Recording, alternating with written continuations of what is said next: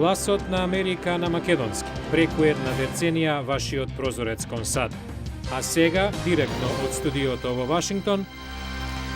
Добро вечер. Ова е ТВ журналот Newsflash на Гласот на Америка на македонски. Со вас во наредните 8 минути ќе биде Ведран Андоновски.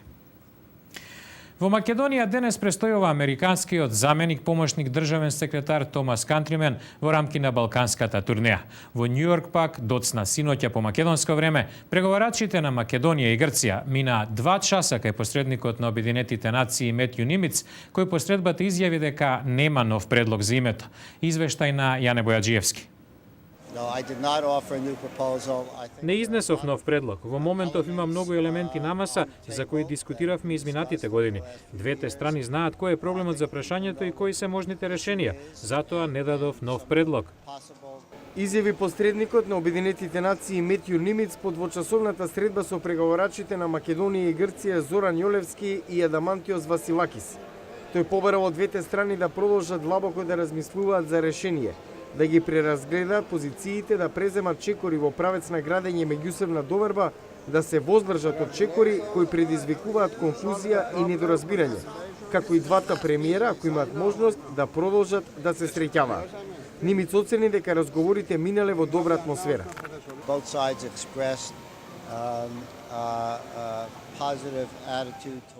Обете страни изразија позитивен пристап за да се придвижиме напред. Сметам дека најголем развој на настаните изминатата година беше диалогот меѓу двата премиера, изразен во 8-те меѓусебни средби.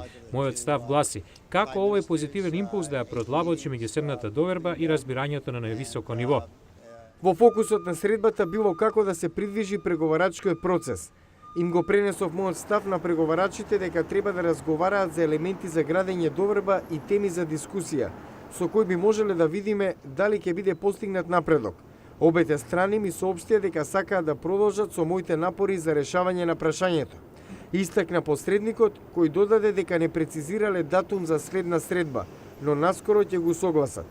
Македонскиот преговарач, амбасадорот Зоран Јолевски, за Гласот на Америка по средбата изјави: На средбата со медијаторот Нимиц и мојот колега Василакис ги презентирав позициите на Република Македонија и информирав дека Република Македонија е определена искрено за наоѓање заемно прифатливо решение кое што ќе го заштити идентитетот и дигнитетот на македонските граѓани.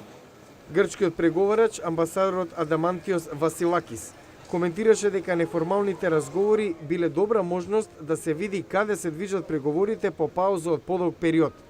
Тој рече дека во Атина ќе ги пренесе на новите моменти, пошто владата ќе се произнесе за следните чекори во процесот. По двочасовната средба во канцеларијата на медијаторот Нимиц, преговарачите Јолевски и Василакис на своите влади во Атина и во Скопје ќе им ги пренесат најновите моменти од разговорите.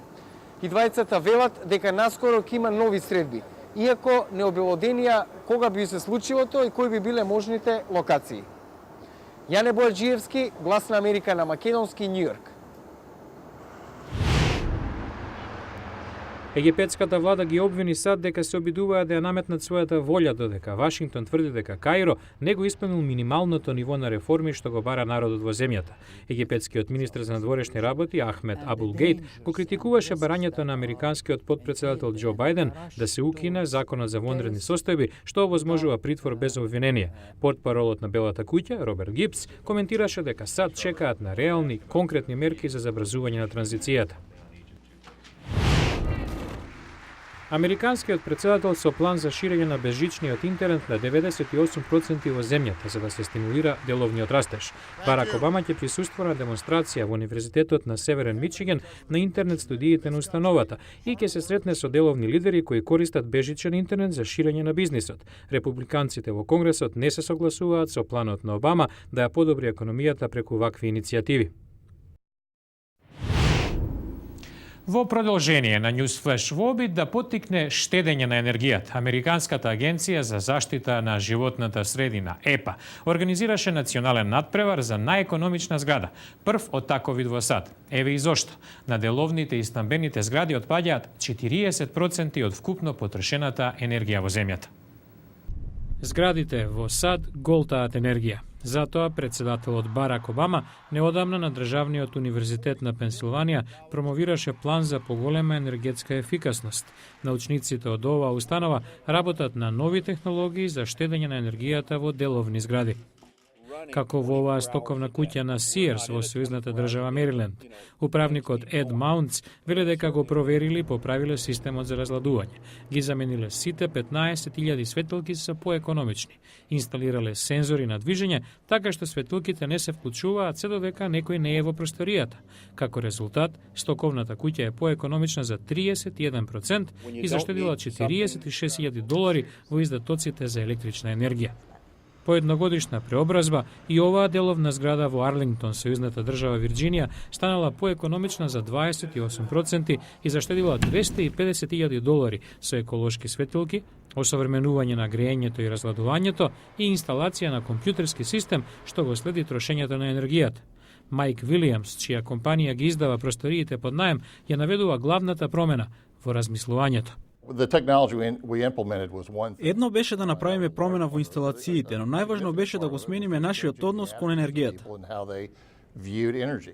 Стив Ларкин е председател на компанијата која ги користи просториите. Тоа значи наједноставни работи за вработените, да го исклучат светлото и компјутерите кога заминуваат, да ги затворат ролетните кога е ладно и да ги отворат кога е сончево. Американската влада полага големи надежи. Председателот Обама е убеден дека ова не е само лесен и ефтин начин да се заштедат енергија и пари и да се сочува животната средина, туку и да се отворат нови работни места со развивањето на нови технологии. А во наредната емисија, воскреснува ковачкиот занает во САД. За уметноста што излегува од врската меѓу чеканот и наковалната, гледајте утре во Newsflash. Утре во Newsflash, вајари на жарта. Ковачкиот занает задобива нови следбеници во САД. Гледајте утре во Newsflash.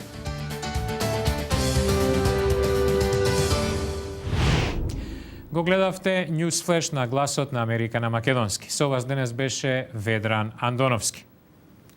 За повеќе содржини посетете на интернет на гласнааmerika.com. Пријатна вечер. Се гледаме утре.